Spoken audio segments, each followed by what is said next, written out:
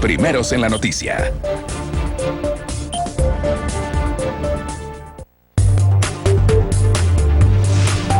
Fin de espacio publicitario.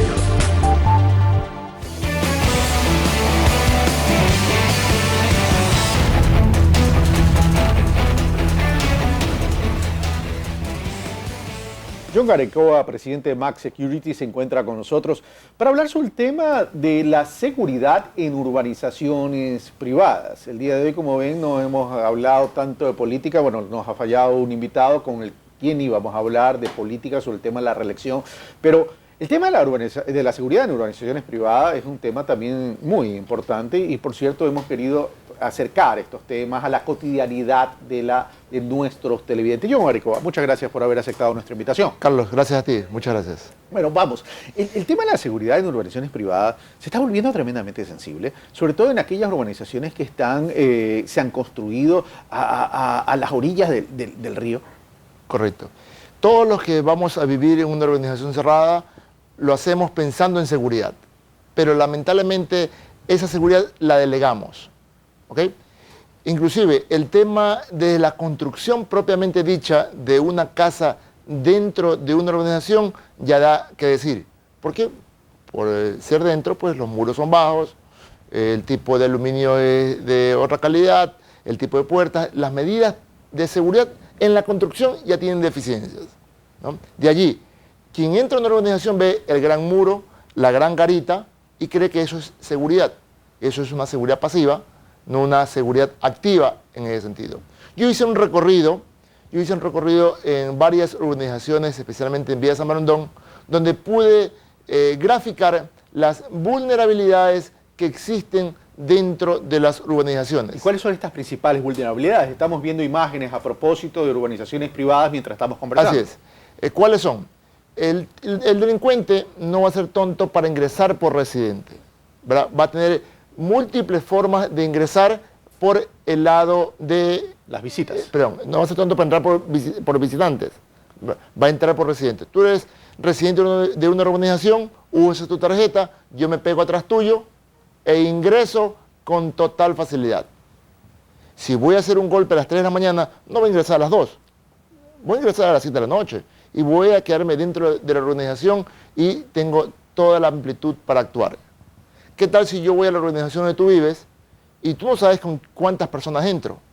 Tú no sabes si a lo que salgo y me dirijo directamente a la garita, o me quedo merodeando, o observando, o haciendo alguna fechoría al interior de la organización. Pero desde ese punto de vista, entonces, la seguridad en cuanto a la garita es fundamental para ver el acceso de quienes están entrando a la organización. Y por otro lado, el sistema de video va a ser tremendamente importante. Así es. El tema que se hace en la garita es el control a visitantes.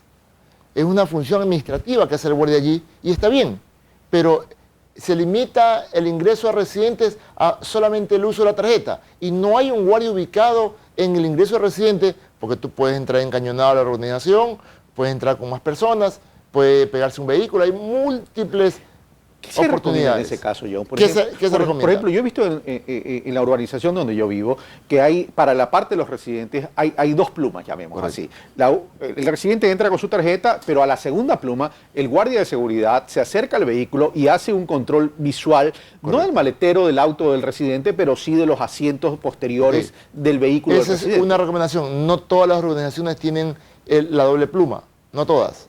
¿Ok?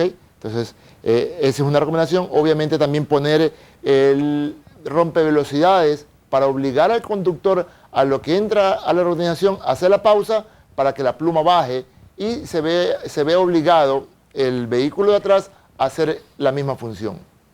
¿Ok? La seguridad debe de colaborar todos.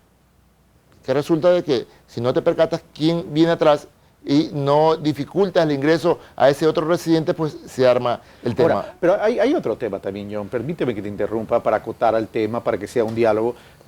También existe la corresponsabilidad de quienes vivimos en las urbanizaciones privadas, porque hay personas que se disgustan con esta serie de controles y las amistades de los residentes también se disgustan por el tema de los controles. Es decir, no hay un comportamiento cultural adecuado. Así es, falta cultura totalmente en seguridad. Sabemos que es molestoso, cualquier control es molestoso y bajo esa perspectiva, obviamente, hay que colaborar. De ahí, otro punto importantísimo, la gente no colabora económicamente con las alícuotas. Todas las organizaciones sufren de una u otra manera de la recolección de dinero.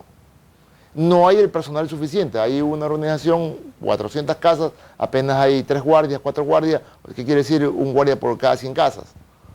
No hay la supervisión y el control interno. Es decir, necesitamos estrategias de seguridad alrededor de la urbanización, sistemas de video alrededor de la urbanización, un control de acceso en la urbanización. Pero vamos a lo siguiente, ya vamos a hablar de las casas propiamente. Correcto. Dicho. Tú dices, las casas no están construidas conforme a una estrategia o política de seguridad.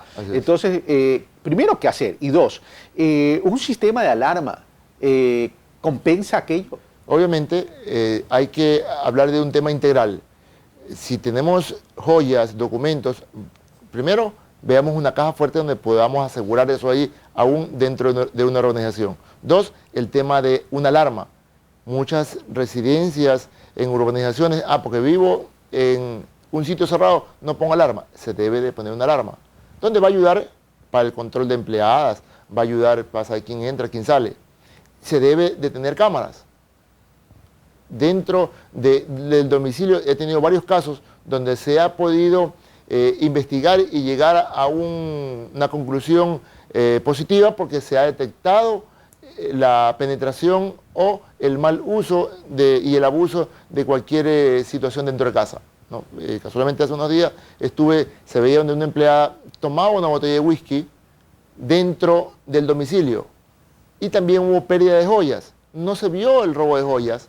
¿Por qué? Porque las joyas están obviamente en el closet, en otro lado, pero se puede evidenciar que esta empleada estaba cometiendo actos ilícitos dentro del domicilio. Entonces, con una evidencia se pudo sacar, dentro de la investigación, con el uso del polígrafo, se pudo identificar que efectivamente había sido causante de otros robos. Ya vamos a hablar del polígrafo. Ahora, el tema de secuestros express, el tema de secuestros y secuestro express en las urbanizaciones, ¿tienes indicadores, John? No tengo indicadores, pero existe la vulnerabilidad en ese sentido. Inclusive hay un video donde también digo, entra un estudiante y tampoco hay el control del caso, porque vivimos en un ambiente muy libre, muy amplio, muy relax, ¿no? Y no tenemos la cultura preventiva. Ese es uno de los factores principales en ese sentido. Es decir, la cultura preventiva. Ahora, ¿cómo las urbanizaciones o cómo los residentes de las urbanizaciones pueden construir esa cultura? Primero, en unión. La mayoría de las organizaciones no tienen esa conformación, citan a una reunión y de 200 casas, 200 residentes van 10. ¿Verdad? Entonces, no hay el interés en ese sentido. Y tal vez los que menos pagan son los que más exigen. Entonces, debe existir la unión. Siempre se ha recomendado saber con quién vivimos, tener un buen listado actualizado de teléfono, de email, es fácil hacer un grupo de WhatsApp y unirnos para trabajar en seguridad aún dentro de la organización. Ahora, hemos hablado dentro de la urbanización, pero ¿qué pasa cuando el residente sale de la urbanización? Sale con su vehículo, etcétera, etcétera. Ha habido casos de que han seguido a las personas que salen de las urbanizaciones y han sido sujetas de algún tipo de violentación. Sí, el punto siempre a seguir va a ser el vehículo. Es fácil hacer una guardia adelante, atrás, al frente para seguir a determinada persona. Aún más, cuando sabemos que los padres de familia salen a dejar a los chicos a una hora casi fija a la escuela o a retirarlos, entonces eso eleva el nivel de inseguridad. Entonces, lo contrario, nosotros tenemos que elevar esa cápsula visual de seguridad 360 grados para saber y poder controlar todo nuestro entorno. Entonces, estamos expuestos a ese tipo de cosas, entonces hay que elevar las medidas en ese sentido porque podemos ser víctimas fáciles de un secuestro, de una extorsión o cosas por el estilo. La rutina de movilización, ¿eso es un alto riesgo? Siempre se habla de rutina, pero hay ocasiones que no tenemos otro paso a seguir. Si sabemos que nuestro hijo entra a las 7 de la mañana, debemos salir cuarto para las 7. O sea, hay ocasiones que siempre se habla de rutina, pero no se puede combatir. Como no se la puede combatir, hay que elevar el nivel de observación, de poder asegurar todo nuestro entorno. ¿Y cómo lo haces? Haciendo la pausa. Uno a lo que sale, tiene que hacer la pausa visual, ver alguna situación sospechosa, luego hacer el uso de sus retrovisores 360 grados, cada 3-4 segundos ver los retrovisores. Si llegamos a un semáforo, dejar la distracción de lado y poner atención a nuestro entorno. El delincuente no va a saltar a mediana o a larga distancia, va a saltar a corta distancia. Entonces hay que cuidar ese entorno, ese espacio físico para no ser abordado. A ver, en este caso, uno, no distraerse con los celulares. Además que es ilegal usar el celular cuando uno conduce, pero eso lo hacen. Las señoras maquillarse en el carro. Así es. Dos, no estar tan cerca del vehículo. Para poder maniobrar derecha, izquierda, es preferible rodar sobre la calzada central y no pegarse al vehículo y estar atento a todo su entorno. Eso es lo primordial. Y ante una situación es preferible reaccionar por alguna duda antes que reaccionar ya cuando estamos encañonados, abordados. Ya en ese momento no se recomienda mayor cosa. Ok, ahora vamos al tema del polígrafo. ¿Ustedes utilizan como mecanismo de seguridad en el control de sus agentes el uso del polígrafo? Se usa para los agentes y para todo tipo de puestos, de personas. Puede ser usado desde un gerente hasta un empleado doméstico.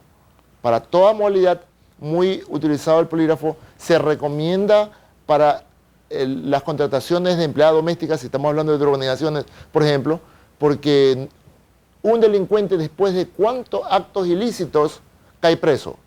Entonces, dentro del entorno tenemos gente que comete actos ilícitos, que da información a grupos delictivos, pero no ha sido detenido, no ha sido fichado. Ahora, pero legalmente el uso del polígrafo ¿está prohibido o no, debe ser de uso voluntario? Dos cosas. Uno, estamos autorizados para hacer investigación privada.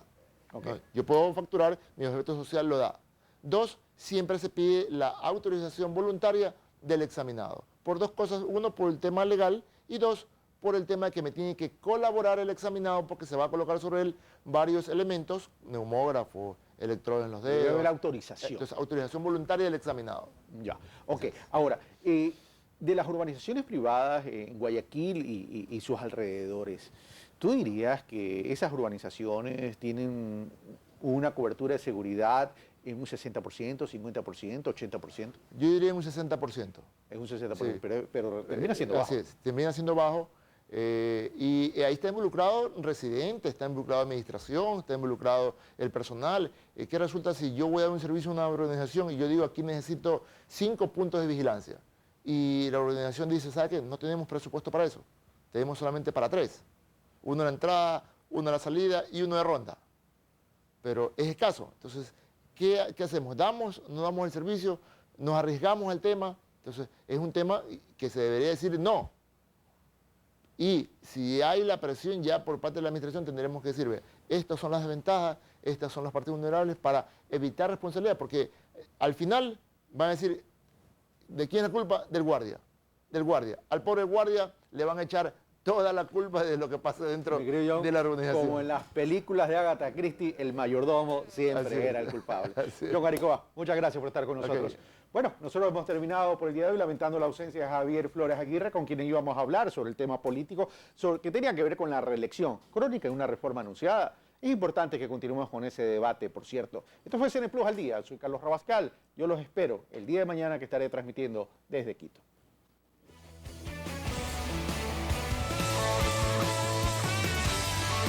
Hemos presentado CN Plus al Día.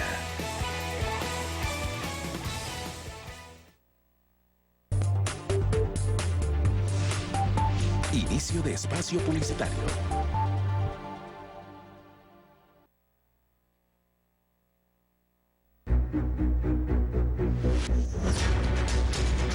CN Plus. Los primeros en la noticia. Somos los primeros en crear una nueva propuesta en noticias. Los primeros en capturar